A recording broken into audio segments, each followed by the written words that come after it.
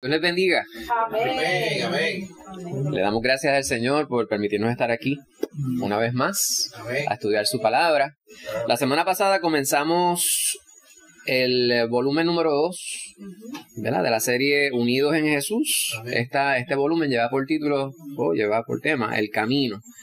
Y esta sesión que estamos considerando hoy, como muy bien adelantará nuestra hermana Lorian, lleva por título Jesús llama a los discípulos. Jesús llama a los discípulos. Pues para comenzar vamos a considerar una pregunta.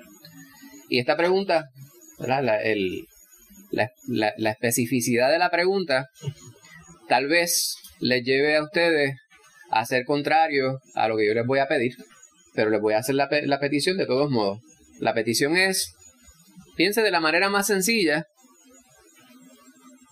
sin necesariamente considerar lo que usted estudió para hoy, lo que viene a su mente cuando decimos qué significa ser un discípulo.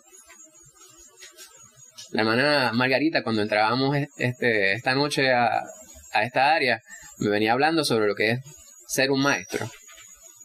Y lo que debe sentir un maestro hacia sus discípulos. Ella me decía, es necesario sentir amor. Entonces me hablaba sobre Jesús. El amor que está en el corazón de un maestro es lo que le lleva a orar a favor de sus alumnos. Y eso debe ser así. Obviamente, hay personas quienes son simplemente maestros asalariados, como los hay en las distintas profesiones. Sin embargo, aquel que tiene vocación de maestro lo hace por amor. Pues la pregunta que formulo es, ¿qué piensa usted cuando viene a su mente ese vocablo, ¿verdad?, esa palabra? ¿Qué es ser un discípulo? ¿Qué es eso? Alguien, no todos a la vez. Hermana Margarita. Pone su mirada en el maestro con atención, con un hambre por aprender lo que el maestro quiere comunicarle. Exacto. Habla sobre la atención que pone el discípulo, la atención que pone aquel que quiere aprender. Aprende de aquel que le está enseñando. Y no todos aquellos quienes están sentados necesariamente escuchando un estudio o en un salón de clases necesariamente son discípulos o alumnos. Cuando hablamos en el sentido del diario, cuando vamos a una escuela, para efectos de aquella institución, todos los que están sentados en los pupitres son estudiantes. Sin embargo, en la definición absoluta del término, eso no es cierto. Solamente son estudiantes los que están allí para estudiar. Solamente son estudiantes los que tienen la intención de aprender e internalizar. Pues cuando consideramos el concepto discípulo, eso es lo que tenemos nosotros que ver. Y tenemos que preguntarnos también, ¿soy yo entonces un discípulo? Porque si nos enfocamos en el título del estudio de esta noche, Jesús llama a los discípulos.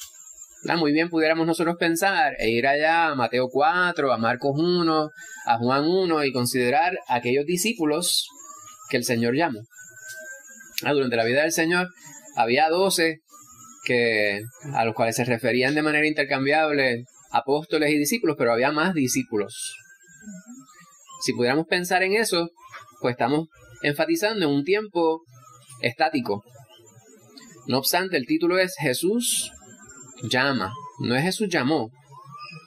Es Jesús llama a los discípulos. Amén. Pues vamos a no solamente circunscribirnos al presente, ¿verdad? Vamos a hablar sobre el tiempo pasado, el tiempo bíblico, pero con énfasis en este tiempo. Hermana Casimira, adelante. Y un discípulo es un seguidor que empieza y termina. Muy bien, un discípulo es un seguidor que empieza y termina y continúa. Y continúa. Amén. Pues ese va a ser el énfasis que vamos nosotros a dar. La hermana Lorian quería comentar algo. Yo estaba pensando que Jesús tenía muchos seguidores, pero no todos eran discípulos. Le seguían, pero no necesariamente eran discípulos. Correcto. Y volviendo al énfasis en el tiempo presente, ¿verdad? La verdad central, si pudiéramos decir que hay una para el estudio de esta noche, es que Cristo nos encuentra donde estamos. Él nos encuentra donde nosotros nos encontramos y nos transforma a medida que nosotros lo seguimos. Cuando nosotros vamos a la palabra, ¿verdad? Vemos esos primeros discípulos, los apóstoles. Señor, ¿estaban ellos allá pescando? Él los encontró cuando estaban pescando. Se encontró con Leví, con Mateo. Estaba él haciendo un trabajo que era deplorable para sus conciudadanos. Era publicano. Y lo llamó y él le siguió. Y de esa misma manera a todos los demás discípulos, ¿verdad? Tenemos nosotros constancia a través de la palabra de todos ellos. De unos sabemos más que de otros, pero ese no es el énfasis, ¿verdad? Y cada uno de ellos creció. Hubo un discípulo que se le colgó, literalmente, ¿verdad? Sin embargo, el Señor tenía propósito con todos ellos. Y de quien se habla mucho, ¿verdad? Estamos refiriéndonos a Judas Iscariote, se habla mucho, y hay personas quienes teorizan respecto a por qué lo hizo y cuál era el objetivo. La cosa es que lo hizo, ¿no? Nosotros nunca sabremos a ciencia cierta hasta que estemos en la presencia del Señor, pero cuando estemos en su presencia, eso ya no va a importar. Lo importante es que lo hizo y de eso se habla. Hermana Margarita, usted había levantado la mano. Ese llamado a ser discípulo está vigente hoy día, como igual que en el tiempo que el Señor andaba. Correcto. En personas llamando a los discípulos de aquel momento. Por eso el título del estudio, Jesús llama a los discípulos. Pero vamos a estar hablando en tiempo presente. Pues el Señor utilizó de distintas maneras y la palabra que se utiliza aquí es de reclutar a sus discípulos durante su ministerio público. Y tengo un poquito de problema con esa palabra reclutar, ¿verdad? Porque suena un poquito, ¿verdad? Está bastante secularizado. Y cuando yo estaba en la milicia, pues eso es lo que me viene a la mente, ¿verdad? Un reclutador a quien se le paga para convencer a otros a hacer algo que realmente no quieren hacer. Sí. Pero usted fue el que decidió no llamar. Es correcto. El Señor, en este caso, ¿verdad? No solamente recluta, el Señor llama. Y obviamente, en el corazón nuestro tiene que estar algo afinado con el corazón, para así llamarlo, del Señor, para nosotros aceptar ese llamado, para nosotros seguirle, para nosotros querer andar con Él. Pues todavía hoy día el Señor está reclutando. Se me hace bien difícil pensar en otra cosa, ¿verdad? Cuando digo reclutando, estoy viendo en la pancarta aquella de la cual se publicaron decenas de miles de ella durante el principio del siglo XX para la Primera Guerra Mundial, que tiene aquel señor de blanco, rojo y azul con el dedo así y dice, exacto, pues, bien difícil uno no ver eso. No obstante, es mucho más que eso, ¿verdad? Hoy día el Señor sigue llamando, el Señor sigue buscando y las personas siguen aceptando el llamado. Pero también, según personas aceptan el llamado, hay muchos más quienes se niegan, quienes rechazan el llamado. Lo más importante, o sea, el primer paso, es responder a ese llamado.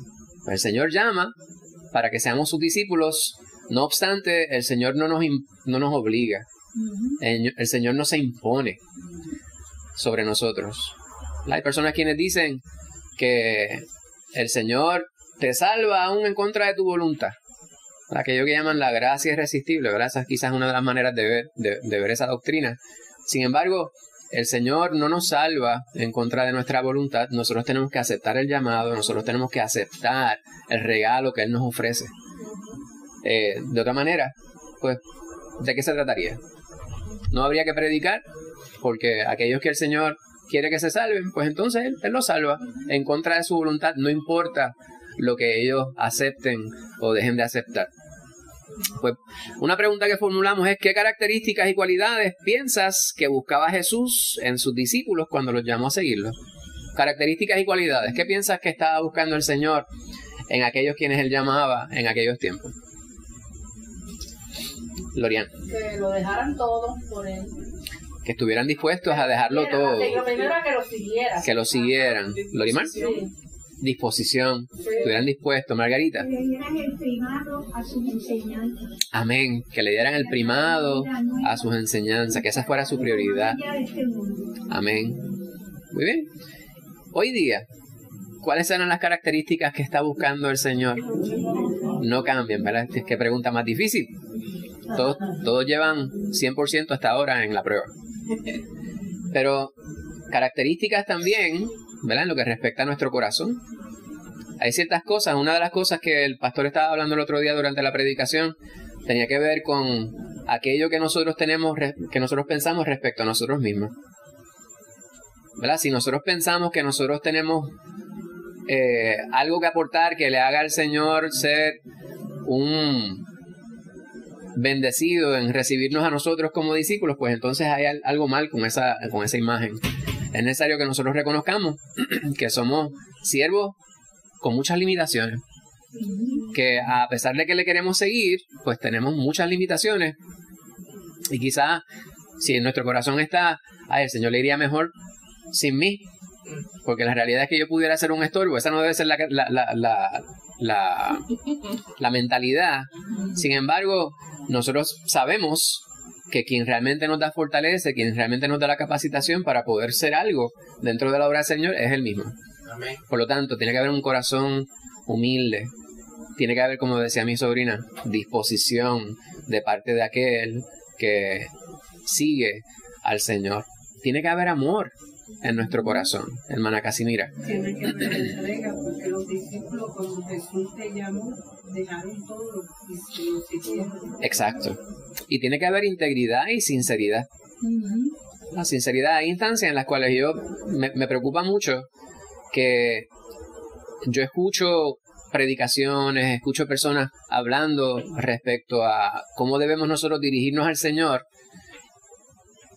y cómo debemos hablar de cierta forma. Me explico. Hay unas doctrinas que son malsanas. No manzanas con N, con L. Malsanas. Que son incorrectas. Son doctrinas incorrectas, las cuales nosotros debemos denunciar. Una de ellas es declarar las cosas. Porque el declarar, algunas personas dicen, es la forma máxima de demostrar una fe, una fe que no tiene ningún tipo de límite o ningún tipo de limitación. Pues cuando yo digo que debemos tener un corazón sincero, es que estemos nosotros dispuestos a presentarle al Señor todas nuestras limitaciones. Y tenemos que aceptar que hay instancias en las cuales en nuestro corazón pudiera haber duda. A pesar de que sabemos que Dios es y está con nosotros y que el Espíritu Santo mora en nosotros cuando nosotros aceptamos a Jesús, puede que haya ciertas cosas que nosotros no podamos realmente aceptar que el Señor va a obrar en ellas. Ya no sé si usted me entiende lo que estoy diciendo.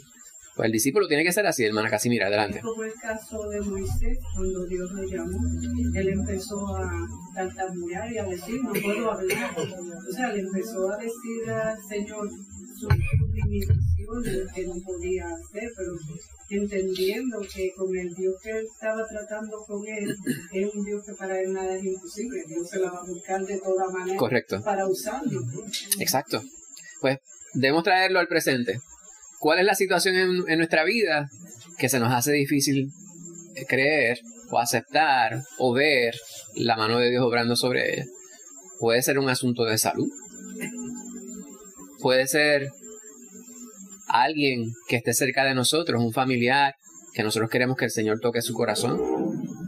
Puede ser el asunto del hogar, que nosotros no vemos el desenlace de ello. Pero, según estábamos orando, debemos estar quietos sabiendo que el Señor está, y el Señor está inmiscuido en la situación. E independientemente de cuál sea el desenlace, ¿verdad? Una de las cosas que, según uno va andando con el Señor, uno va entendiendo y aceptando, internalizando, es que es preferible estar pelado en el Señor que rico sin Él. Porque el que está pelado en el Señor es el verdadero rico, es el verdadero millonario, ¿verdad? Porque esa riqueza no se puede cuantificar en dólares y centavos, hermana Casimira. Y Dios en todo este proceso con el discípulo, por eso lo llama, porque Él necesita prepararlo, meterlo en la mente de Él, lo que Él quiere. Amén. O sea, no es con la mente de nosotros que vamos a ejecutar el llamado del discípulo. es con la mente de Cristo. Amén. Que tenemos que nosotros seguirlo. Amén. Y puede que se lleve muchos años, pocos años. Con los discípulos estuvo bregando 3 años, ¿sí? Pues con nosotros quizás, conmigo ha bregado muchos años. Amén. Y sigue bregando. Y así será. El trato de Dios cuando llama a una persona, Dios tiene que primero darse a conocer, tratar con nosotros, Amén. hablarnos, que nosotros vayamos viendo y vayamos poco a poco aceptando. Porque de primera hay muchos que han llamado como pastor y su primera respuesta es no quiero ser pastor. Exacto. Y Dios pues entonces va tratando poco a poco y preparando. Correcto. Y a veces uno va demasiado, como decimos en Puerto Rico, desmandado, ¿verdad? Y puede que uno mentalice algo, uno tenga una idea en la mente de cómo realmente son las cosas y darse cuenta de que las cosas no son así, ¿verdad? Pedro en un momento le dijo al Señor que él estaba dispuesto a dar la vida por él. Y el Señor le tuvo que corregir en ese preciso momento. Le dijo: Pedro, tú estás equivocado. No es que tú vas a dar tu vida por mí. Es que hay una certeza de que antes de que el gallo cante, tú me habrás negado 3 veces. Pues del dicho al hecho hay un largo trecho. Eso no lo dice en la Biblia, ¿verdad? Pero es un conocimiento popular que es muy acertado, hermana Casimira. Sí, hoy día van montones de gente a estudiar teología y van en mandado a hacer lo que todavía está en preparación y cociéndose. Y van rápido y no están esperando en el proceso que Dios les quiere meter. Correcto. Pues pudiéramos hablar de todos los discípulos que aparecen en la palabra, ¿verdad? Muchas veces hacemos énfasis en los 12. Y eran 12 personalidades muy importantes. No obstante, hubo muchos otros, ¿verdad? Hubo muchas mujeres que eran discípulas del Señor. Vemos nosotros en la palabra.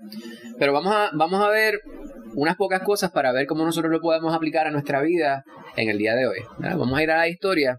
Vamos a ir a una primera porción que se encuentra en Juan 1, los versículos del 43 al 51. Le voy a pedir a mi sobrina Lorimar, si es tan amable, que lo pueda leer bien fuerte. Juan 1, versículos 43 al 51.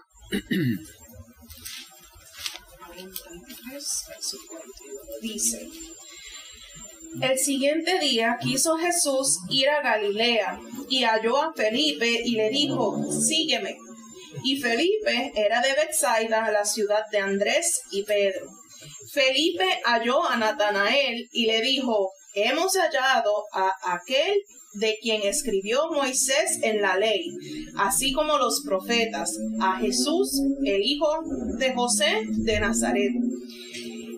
Natanael le dijo: ¿de Nazaret puede salir algo de bueno?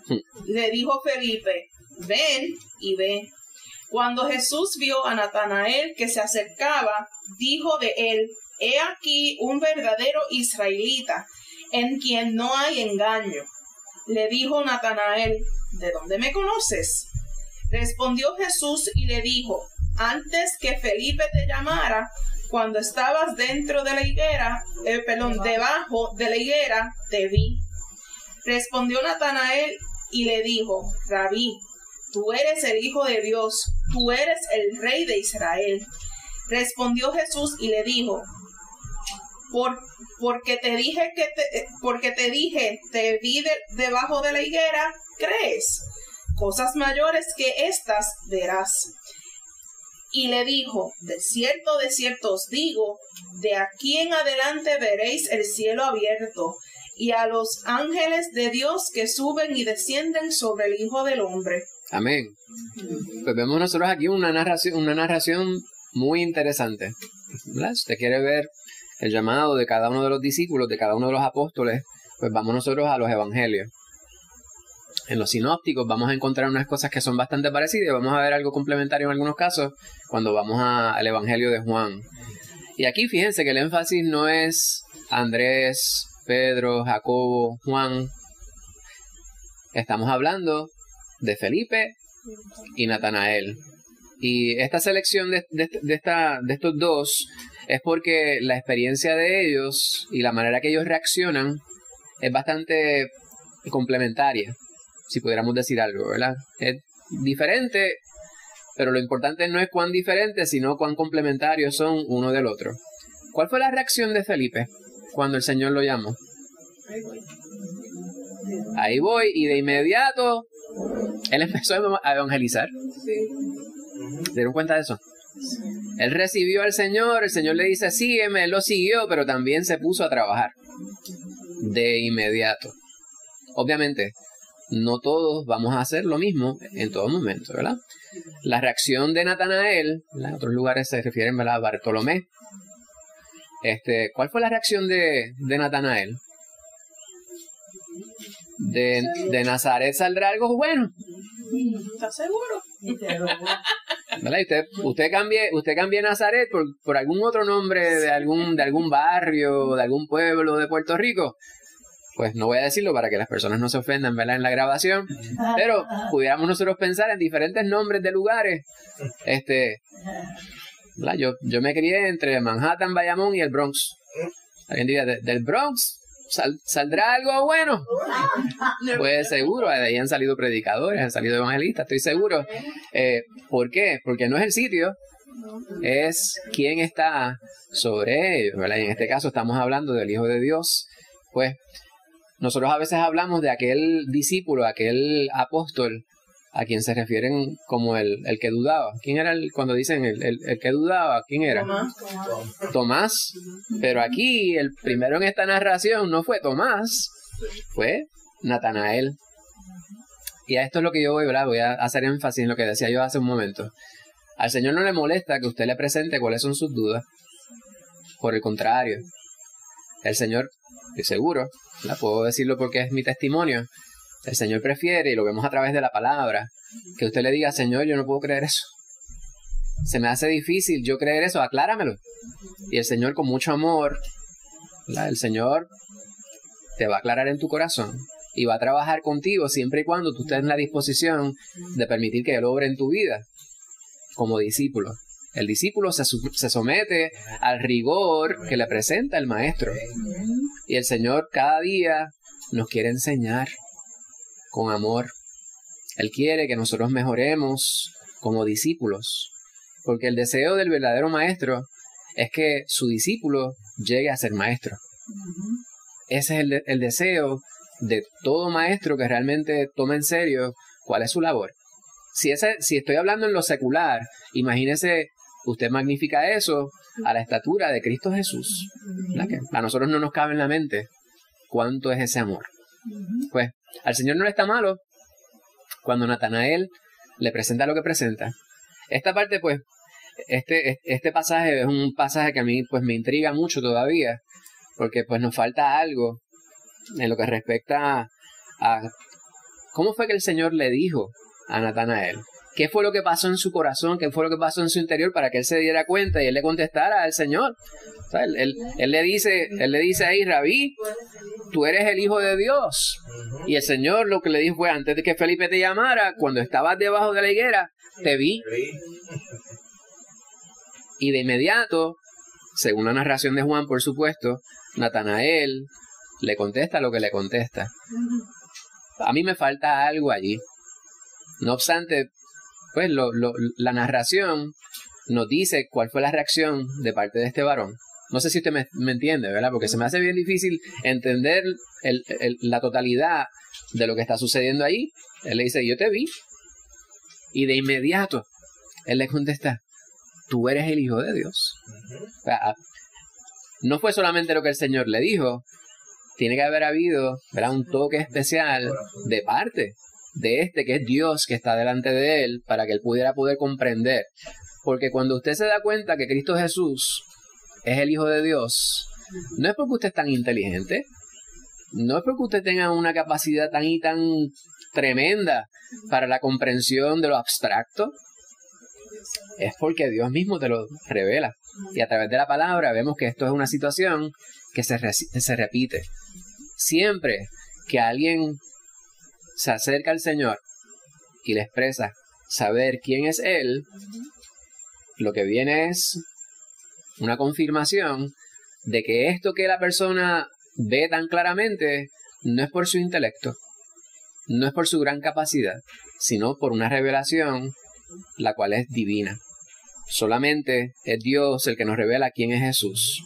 Pues cada uno de estos varones tuvo una experiencia de conversión distinta. Casimiro, te ibas a decir algo. Sí, vemos que Dios sí conocía a Jacob. Y Jacob, ¿cómo le llamaban? Tramposo, ¿verdad? Cuando Dios ve a Natanael, dice, este es un verdadero israelita. Entonces, está haciendo una comparación de alguien que es verdadero, que es real. Entiendo yo que es la parte como que no se logra ver, visualizar. De que de Jesús está hablando de uno que en él no hay engaño, que lo que hay es verdad. Correcto. Hay muchas maneras que pudiéramos ver, ¿verdad? Quien se acerca, según la narración que vemos nosotros aquí, es Felipe, el que se acerca y le presenta al Señor a Natanael. Pudiéramos verlo de distintos ángulos, ¿verdad? Y el Señor obviamente hace una evaluación de quién es el que está delante de él, y puede ser por varias razones, ¿verdad? Obviamente la razón absoluta, pues no podemos decir nosotros a ciencia cierta cuál es. Esa es una de las posibilidades. El Señor, pues, cataloga o cualifica lo que dice Natanael respecto a Jesús por su lugar de procedencia como algo que viene de completa sinceridad. Y es lo que yo estaba subrayando ahorita. El Señor prefiere que nosotros seamos completamente transparentes con Él, porque no hay manera de ocultarle nada. Cuando nosotros pretendemos ocultarle algo al Señor, a quienes solamente nos lo estamos ocultando es a nosotros mismos. Pues la experiencia de estos dos varones fue diferente. El Señor se presenta a Felipe directamente y Natanael recibe información respecto a Jesús de parte de Felipe. Una experiencia similar, ¿verdad? Cuando nosotros vemos iba a decir taxonomía, ¿verdad? La lista de los discípulos, de los apóstoles en los distintos evangelios, ¿no? Usted va a Mateo 10 y usted ve la lista de los distintos apóstoles. Y encabeza esa lista Pedro. No obstante, Pedro recibió información respecto a Jesús, no de parte de Jesús primero, sino en la narración vemos nosotros que su hermano Andrés, quien era discípulo de Juan el Bautista, conoce al Señor y viene y se presenta a Pedro y dice, hemos encontrado al Mesías. Y Pedro, ni corto ni perezoso, salió para allá al encuentro de Jesús. Pues la experiencia, lo que vamos con esto es que la experiencia del llamado de Jesús a ser discípulos es diferente para cada persona. O sea, no hay una fórmula para nosotros decir, esta es la manera en la cual usted va a recibir al Señor. Felipe, vemos nosotros que recibió el llamado directo de parte de Jesús. En el caso de Natanael, él recibe la evangelización por parte de Felipe, y su primera impresión, o sea, su primera acción fue que él se resistió. Hay personas quienes se resisten 1, 2, 3 veces, y el Señor sigue obrando sobre sus corazones, pero el Señor sabe lo que está en el corazón de la persona. Obviamente, lo ideal sería que cada persona reciba al Señor a la primera, pero eso no es así. Hay personas quienes a veces por complacer a otros, y esto es algo bien peligroso, ¿verdad? Hay personas quienes insisten porque es que ellos quieren que le sigan a ellos, y no se trata de que me sigan a mí. Obviamente, estábamos viendo en la predicación del pastor el otro día, Pablo dice, sean imitadores de mí, pero es porque Pablo se aseguraba de estar siendo imitador de Cristo Jesús. Nuestra vida debe ser ejemplo para todas las personas quienes quieren vivir una vida santa. No obstante, no se trata de que nosotros seamos los protagonistas de la película. Se trata de que el protagonista sea Jesús. Que cuando la gente mira en nuestra dirección, ya no nos vean, que vean a Jesús. Que miren hacia la obra que nosotros realizamos y no vean el nombre de la iglesia. Que puedan ver a Cristo Jesús en ese lugar y que puedan ver su obra manifestada a través de nosotros. Pues Natanael se resistió, pero luego él aceptó. O sea, no hay una fórmula para nosotros seguir a aquel que nos llama. Lo más importante es responder. ¿Cuál es la respuesta que nosotros vamos a darle al Señor? 2 preguntas que les quiero formular en esta porción. Primeramente, ¿cómo piensas que influyó la personalidad de Felipe y de Natanael en el proceso de cada uno de creer en Jesús? ¿Sus personalidades tuvieron algo que ver con la manera que ellos respondieron al llamado de Jesús? ¿Cómo usted describiría, a pesar de que hay poca información que se nos presenta aquí, la personalidad de Felipe? ¿Qué por lo menos nosotros sabemos de Felipe por la manera en que él respondió? Él respondió rápido, pero él respondió como que buscaba asegurarse, buscaba una seguridad en el paso que iba a dar. ¿Verdad? En el campo de la educación, algo que se hace es que se habla sobre las personalidades. ¿Verdad? Entonces hay 4 tipos que se combinan. ¿Verdad? Entonces hay una serie de letras, hay unos exámenes que se le dan a las personas y dicen hay unos que son más extrovertidos, unos son más introvertidos, unos son más visuales, otros son más auditivos. Entonces, todas esas cualidades y todas esas características vienen a definir la personalidad del individuo y definitivamente esa personalidad va a influir en todas las acciones que la persona realiza.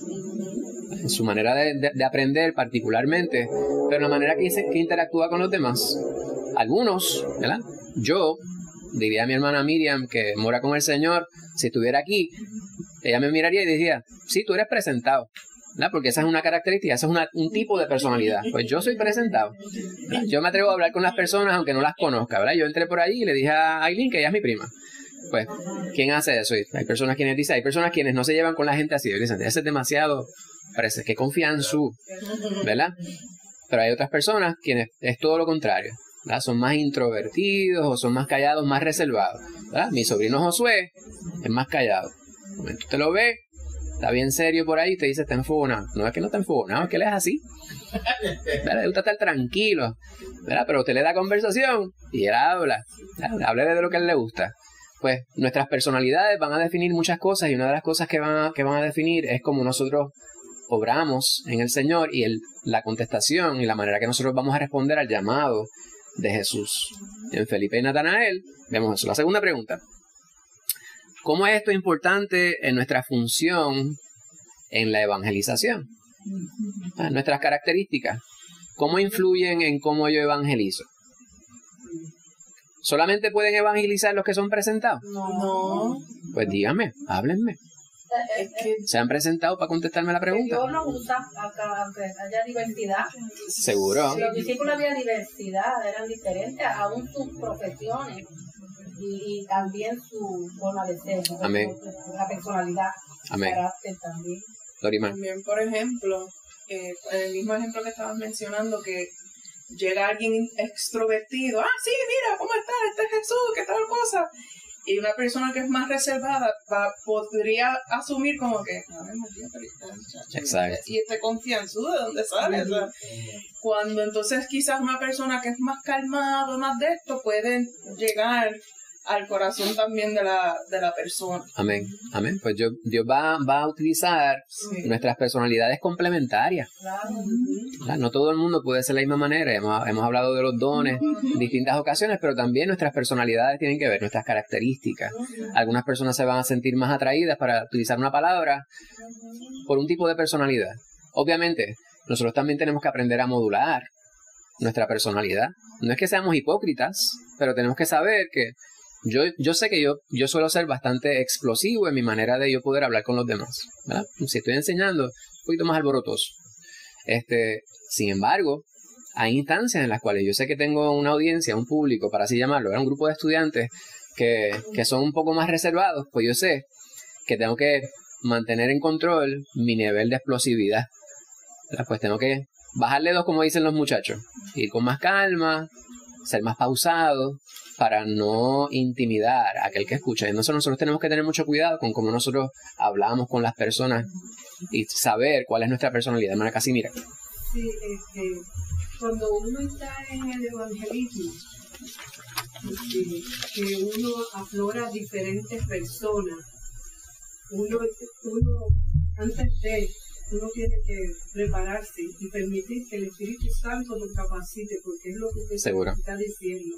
Vamos a encontrar diferentes personas con diferentes caracteres, que uno no, a primera vista, uno no va a entender, que uno no puede de una vez aflorar, atraer de una vez.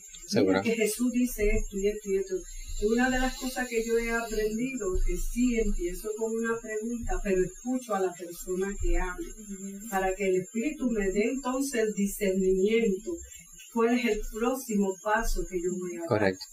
O sea, no me avanzo a de una vez a traer palabras, Exacto. sino que espero que con una pregunta la persona, por lo general, muchas personas empiezan hablando de sí mismos, de que por qué no van a la iglesia, que van a la iglesia por esto, lo que está pasando en la iglesia.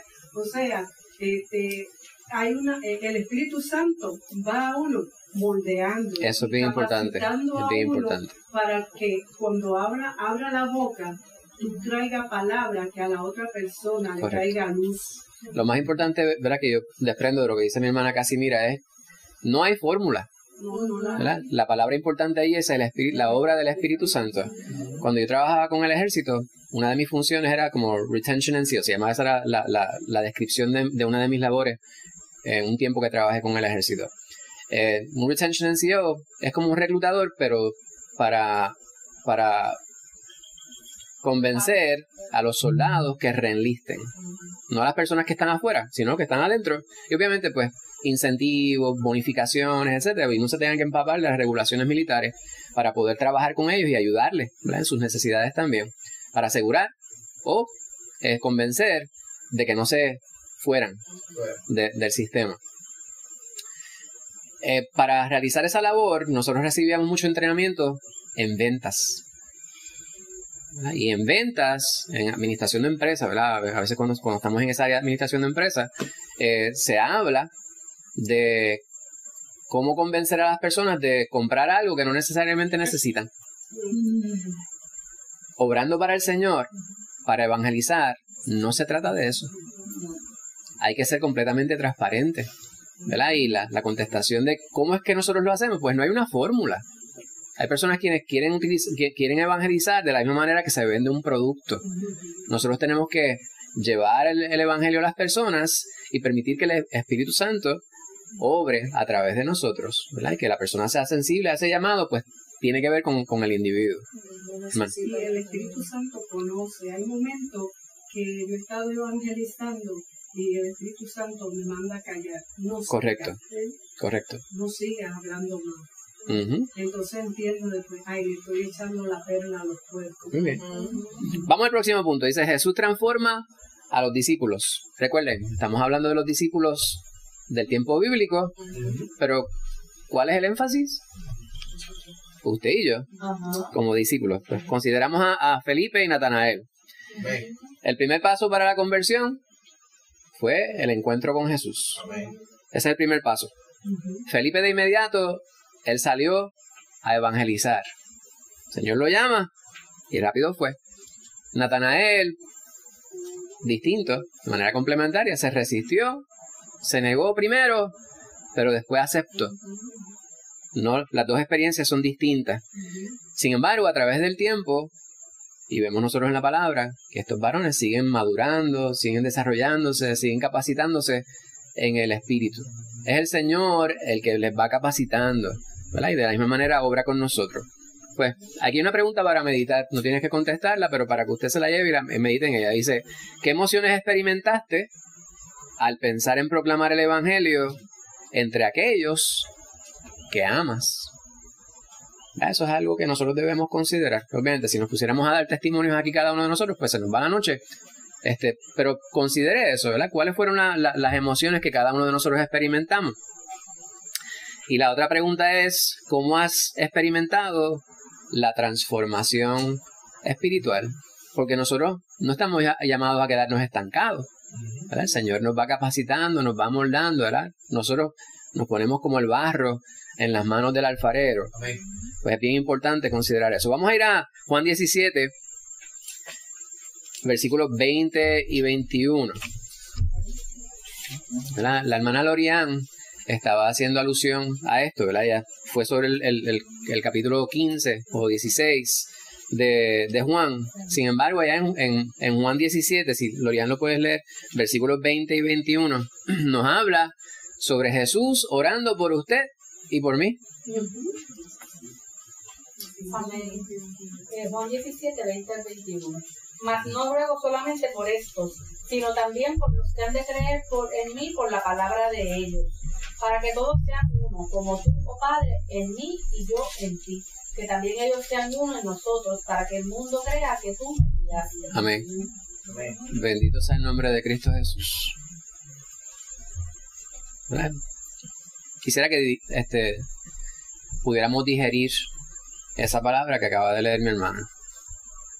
El Señor orando por usted y por mi hermana Margarita. Usted levantó la mano. Cuando dice los que han de creer, eso nos incluye a nosotros también. Correcto. Un día el Evangelio llegó a nosotros. Hace casi 2000 años, Y llegó. el Señor orando por Margarita. Y eso es bien importante. Pues la pregunta es, ¿cómo te sientes al saber que Jesús oró por ti antes de su sacrificio en la cruz? El Señor estuvo aquí y el Señor oró por ti. Algo, ¿verdad? Y a veces las personas piensan que es que nosotros queremos sensacionalizar todo lo que nosotros decimos para poder enternecer el corazón de las personas quienes nos escuchan. Y no se trata de eso, hermano. Es nosotros estar dispuestos a nosotros mirar más allá de nuestras limitaciones. ¿Verdad? Esto es algo que yo tengo bien presente. El Señor no pensaba como yo. Aunque yo tengo la mente de Cristo por virtud de que el Espíritu Santo mora en mí, yo no puedo ver exactamente como ve Cristo. En aquel momento, Cristo, en su mente perfecta, omnisciente, podía ver mi rostro mientras Él oraba. Yo creo que eso es cierto. El Señor veía tu presencia 2000 años en el futuro, recibiendo el llamado, porque para Él el tiempo no es una limitación. Hermana Margarita, usted había levantado la mano. Lo que me gusta de esta parte es que ya el Señor nos tenía en su corazón. Amén. Amén. Amén. Amén. Pues bien importante eso. En la presentación que tengo aquí, que coloqué en la computadora,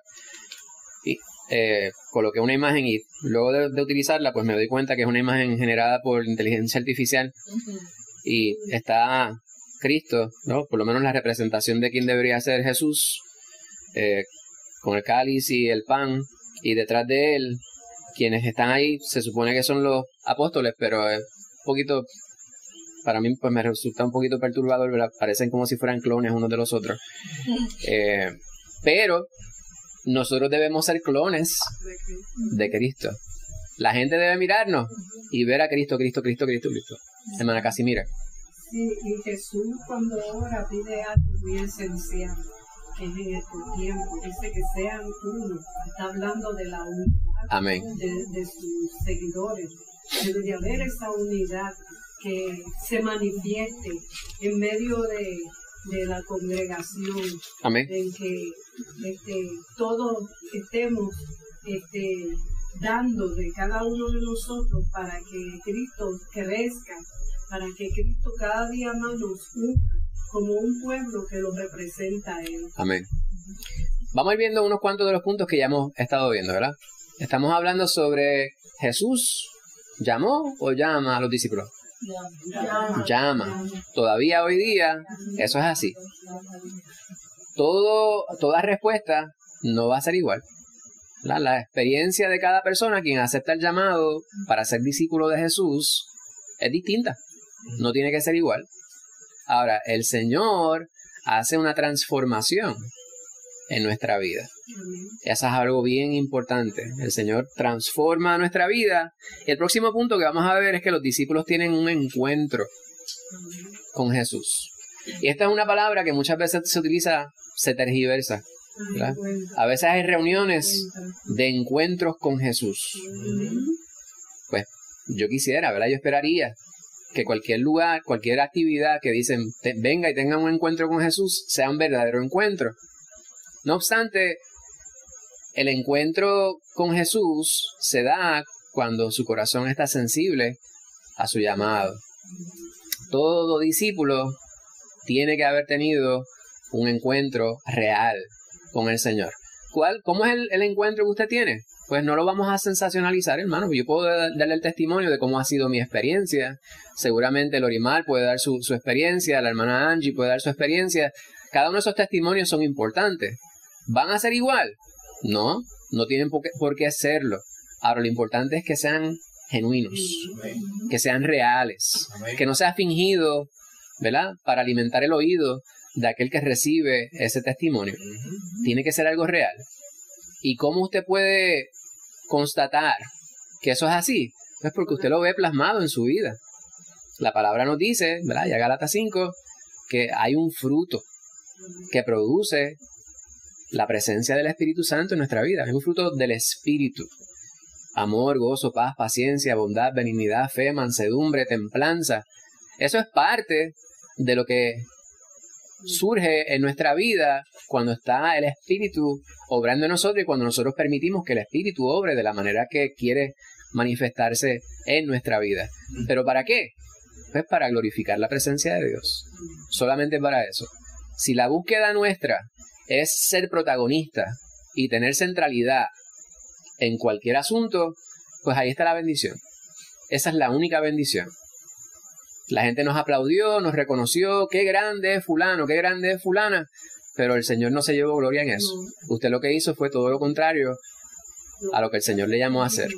Pues vamos a ir a Hechos para considerar ese punto, ¿verdad? Los discípulos tienen un encuentro con Jesús y este es uno de los encuentros más interesantes que se nos narra en el Nuevo Testamento. El encuentro que tuvo Saulo en aquel momento, en Hechos 9, versículos 1 al 6. ¿Alguien que quiera leer esa porción bien fuerte, hermana Angie? Gracias. Saulo, respirando aún amenazas y muerte contra los discípulos del Señor, vino al sumo sacerdote y le pidió cartas para las sinagogas de Damasco, a fin de que si hallase algunos hombres o mujeres de este camino, los trajese presos a Jerusalén. Mas yendo por el camino, aconteció que al llegar cerca de Damasco, repentinamente le rodeó un resplandor de luz del cielo, y cayendo en tierra, oyó una voz que le decía: Saulo, Saulo, ¿por qué me persigues? Él dijo: ¿Quién eres, Señor? Y le dijo: Yo soy Jesús, a quien tú persigues. Dura cosa te es dar voces contra el aguijón. Él, temblando y temeroso, dijo: Señor, ¿qué quieres que yo haga? Y el Señor le dijo: levántate y entra en la ciudad, y se te dirá lo que debes hacer. Amén. Conocemos bien esta historia. ¿A qué se dedicaba Saulo? Hasta ese momento, a perseguir la iglesia, a perseguir a los cristianos, ¿verdad? Pues aquellos quienes habían creído en Jesús, para él eran personas muy deplorables, ¿verdad? Nuevamente haciendo referencia a la predicación del domingo pasado. Pablo tenía unas credenciales tremendas desde la perspectiva de los fariseos. Tenía muchos méritos, según ellos lo consideraban, pero él estaba en un error. Obviamente, él tenía gran celo por lo que estaba haciendo, porque pensaba que él estaba bien. Y haciendo una pausa, este es un paréntesis que no necesariamente tiene que ver con el estudio, pero tiene que ver con la palabra. Nosotros tenemos que tener mucho cuidado con eso. Hay instancias en las cuales nosotros muchas veces señalamos dedos pensando que nosotros estamos en lo correcto, pero nosotros como discípulos, cuando vamos a evangelizar, tenemos que tener mucho cuidado con no ser injustos con aquellas personas quienes estamos evangelizando, como tal vez en algún momento se fue injusto con nosotros, ¿verdad? Nosotros estamos puestos para llevar la verdad. El juez, pues, ese es el Señor. Usted no está llamado a ser juez. Cierro el paréntesis. Pablo fue confrontado. Algo muy terrible desde la perspectiva humana, pero una tremenda bendición para Pablo. Qué bueno que le pasó, porque si no hubiese sucedido eso. ¿Ves? Pablo, obviamente, tenía el corazón. El Señor vio algo en el corazón de Pablo. ¿Pudo haber utilizado cualquier persona en vez de Pablo? Otra persona pudo haberlo utilizado. Quizá no cualquier persona, pero otra persona. Pero Pablo tenía el corazón en el lugar correcto. Su celo, aparentemente, era un celo no infundado, ¿verdad?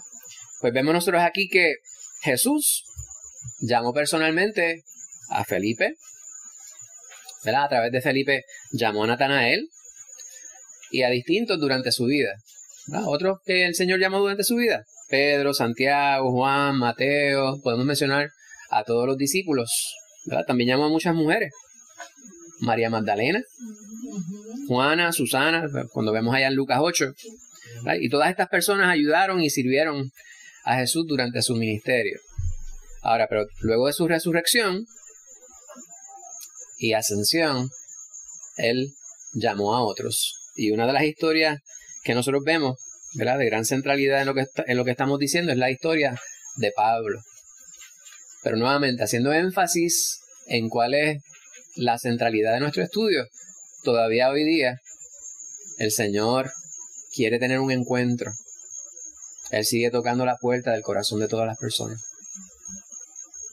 Y ese encuentro el Señor quiere tenerlo con nosotros. Ese encuentro se termina el día que nosotros aceptamos a Cristo. Tenemos el encuentro y es permanente. Seguimos encontrados, ¿verdad? En puertorriqueño eso es una expresión problemática, ¿verdad?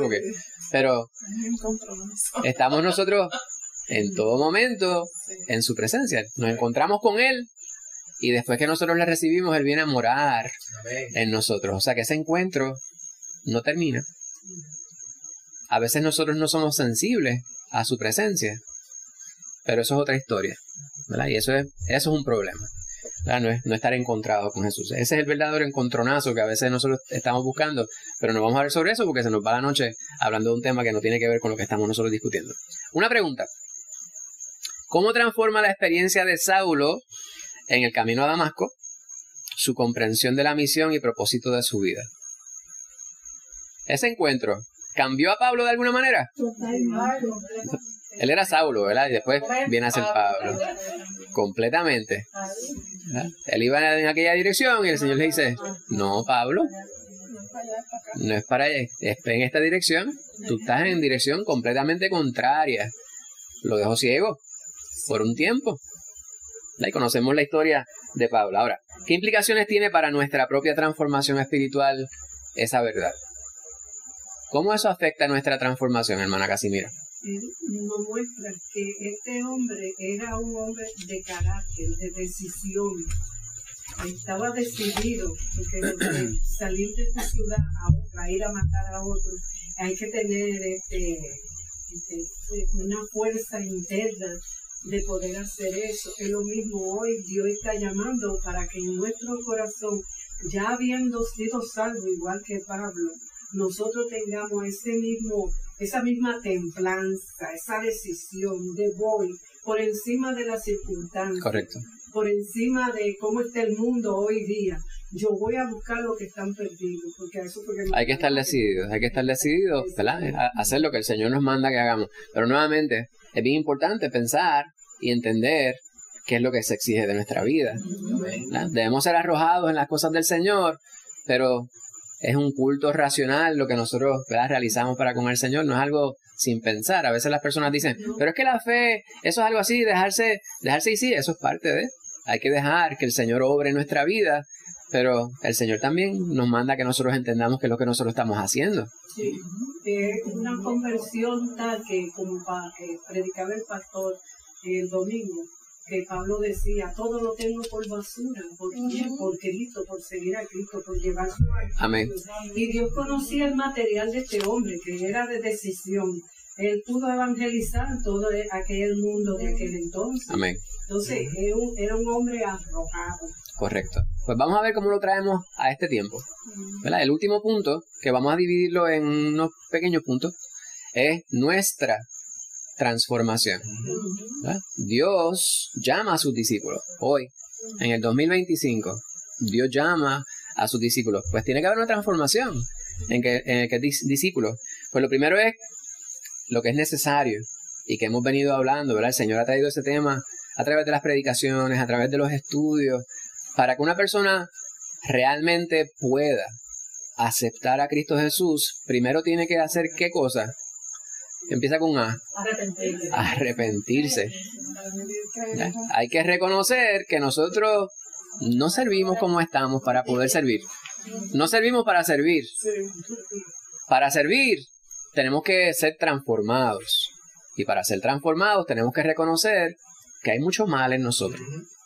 A veces el orgullo individual lleva a las personas a pensar, hay gente más mala que yo. Yo no dudo que haya gente peor, pero la maldad es maldad. O sea, si un poquito de maldad, mucha maldad, sigue siendo maldad. Pues la maldad que hay en nosotros es algo que nos separa de Dios. Pues debemos arrepentirnos de eso. Y la palabra arrepentirse lo que significa es cambiar de rumbo. ¿Voy haciendo lo malo? Pues yo ya en mi corazón no quiero hacer lo malo. Pues no lo voy a hacer, ¿verdad? Pero para poder cumplir, para poder realmente realizar eso y que eso venga a ser algo real en nuestra vida, Dios tiene que estar en mis cuidados. Pues tenemos que arrepentirnos primero. Y Él quiere que nosotros nos alejemos de nuestra antigua manera de ser, de nuestra antigua vida, ¿verdad? Y este es el tema principal del ministerio temprano de Jesús, ¿verdad? Y Juan el Bautista, ¿qué era lo que le decía a las personas? Arrepentidos y convertidos, ¿verdad? El reino de Dios se ha acercado. Pues Él iba preparando ese camino. Pues es necesario el arrepentimiento para poder responder al llamado de Jesús. Ahora, después que nos arrepentimos y después que Jesús viene a nuestra vida, ya nosotros paramos de pecar, ¿verdad? Se supone, dice casi, mira, eso no es una contestación completa. Se supone, si la contestación fuera obligatoriamente sí o no, después que recibimos a Cristo Jesús, ¿ya dejamos de pecar? La contestación es, usted quiere decir, no se supone, pero sabemos que todos los días nosotros pecamos. De hecho, hay pecados que nosotros realizamos que ni siquiera nos dimos cuenta que era pecado. Pero no buscamos pecar ni nos deleitamos. No debemos buscar pecar, ¿verdad? Pero el creyente a veces busca pecar. Bueno, a veces buscamos, sí. Usted anda por la carretera y usted sabe que usted no debe pensar mal respecto a aquel que le dio el corte de pastelillo y en su mente, pues, usted pecó. Y usted sabe, y después, aunque usted le pida perdón al Señor, y debe ser así, pero hay ciertas cosas que sabemos que tenemos que poner en las manos del Señor. Hay unas personas que son más sanguinarias que otras. Pues hay personas quienes a veces nos hacen perder la paciencia y usted le echa la culpa a aquel. Pero fue que para el Señor, pues eso no vale. El Señor, mira, yo reconozco que todavía hay obra que tiene que ser realizada en mi vida. Y yo tengo que seguir poniéndome en tus manos para que tú sigas haciéndome dócil, haciéndome humilde, haciéndome manso, como Jesús. A Jesús le arrancaban los pelos, la barba, le dieron de latigazo. Él siendo Dios, pudiendo acabar con todos ellos, pero no lo hizo. ¿Por qué? Porque tenía su mirada puesta en la meta. Pues nosotros tenemos que vivir así. El Señor quiere que nosotros nos alejemos, ¿verdad?, del pecado y continuamos viviendo de esa manera. 2 preguntas respecto a esto y después vamos a los últimos subpuntos que nos van a ayudar a unir todo, ¿verdad? 2 puntos bien importantes dentro del último punto. ¿En cuáles aspectos? Esto es para que ustedes simplemente mediten ellos, no me lo tienen que contestar. ¿En cuáles aspectos de tu vida necesitas arrepentirte de tus pecados y volver a Jesús? Así es. Ahí, esto aplica a quienes no han recibido a Cristo, quienes pudieran estar escuchando el estudio, y yo espero que sean sensibles y no digan, en mi vida no hay pecado, yo no tengo que arrepentirme de nada, porque que seamos sinceros. Pero aún las personas quienes han recibido a Cristo, como cristianos, ¿verdad? Tenemos que arrepentirnos y cuando vamos en oración, pedir perdón al Señor. Pues eso es algo importante, ¿verdad? Que meditemos en ello. No vamos a hacer una enumeración de ellas ahora, ¿verdad? Porque sé que no es para ponernos en evidencia, pero sí tenemos que ser sensibles y saber que hay cosas en nuestra vida que pueden mejorar. Y solamente van a mejorar si las reconocemos y le damos lugar al Señor. Y la segunda y última pregunta de esta sección es, ¿cuáles pasos puedes dar para asegurarte de que el arrepentimiento sea una parte habitual de tu vida espiritual? Y me parece que la hermana Loriana acaba de presentar uno de esos pasos, ¿verdad? En oración, siempre reconocer, ¿verdad? Nosotros no somos infalibles, no somos superhombres o supermujeres, ¿verdad? En este tiempo, esta jerga, ¿verdad?, de la motivación, jerga motivacional, dicen, eres una mujer maravilla. No eres una mujer maravilla, pero eres una maravilla de mujer. Y eso está fantástico. Está muy bien, ¿verdad? Hay que reconocer que hay personas quienes hacen muchas cosas.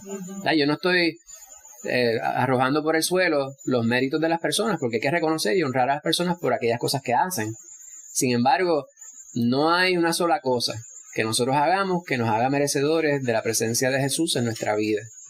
Hermana Margarita, usted había levantado la mano. Que Leían dijo orar, pero también pedir la alianza del Espíritu Santo. Amén. Porque podemos estar haciendo algo que creemos que está bien y no le agrade al Señor. Correcto. Pero Amén. El Espíritu Santo nos habla la oreja. Nos redarguye en todo momento. Amén. Te da Pues, belleza. los últimos dos subpuntos, ¿verdad? Hablamos de la transformación nuestra. Pues la transformación nuestra, y esto lo hemos cubierto en distintas ocasiones, no es algo inmediato, ¿verdad? Hay una transformación que es inmediata, pero hay otra que es gradual, ¿verdad? Y estas dos formas de transformación tienen diferentes nombres, ¿verdad? Nosotros a veces hacemos referencia a 2 Corintios 5:17. De modo que si alguno está en Cristo, es nueva criatura. Las cosas viejas, aquí, todas son hechas nuevas. Pues, a pesar de que Pablo dice eso, y todo es absoluto, Dios lo transforma todo, pero para el Señor no hay tiempo. O sea, que el tiempo no domina a Dios, es a lo que me refiero yo. El tiempo es una dimensión en la cual nos encontramos nosotros, ¿verdad? Estamos ahora y usted dice, ahorita yo voy a dormir. Dios mediante, ¿verdad? Contando con el Señor y voy a descansar. Y mañana, si el Señor lo permite, a tal hora yo me levanto y sigo laborando. Pues para nosotros ese movimiento lineal, ¿verdad? Del tiempo es algo que nos afecta. A Dios no, ¿verdad? Pues todo lo transforma de inmediato. Pero en nuestra percepción hay algo que se transforma de inmediato, ¿verdad? Y eso se llama la justificación. Amén. La justificación es lo que Dios hace en nuestra vida de inmediato. Usted estaba perdido en sus pecados. El desenlace de ese pecado en nuestra vida sería la condenación eterna. Ahora recibimos a Cristo Jesús. Él viene a nuestra vida y de inmediato nuestro estatus cambia. Tenemos un pasaporte perfecto para acceder a la eternidad en la presencia de Dios. Hermano, a mí me parece eso merece un amén. El Señor cambia nuestro estatus. Esa es la justificación, ¿verdad? Ahora, Romanos 5, 9 y 10 dice, pues mucho más, estando ya justificados en su sangre, por él seremos salvos de la ira.